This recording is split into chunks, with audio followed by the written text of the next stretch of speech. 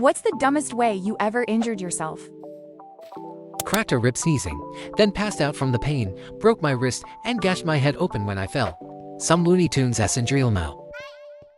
One day I sneezed and put my back out so bad I had to call in sick for 2 days. On the second day, I sneezed again and popped it back in. Minor soreness after that. Sneezed while eating and got a piece of toast stuck in my nose.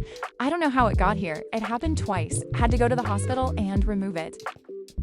This is the third sneezing incident so far. I'm beginning to think that OSHN needs to look into this.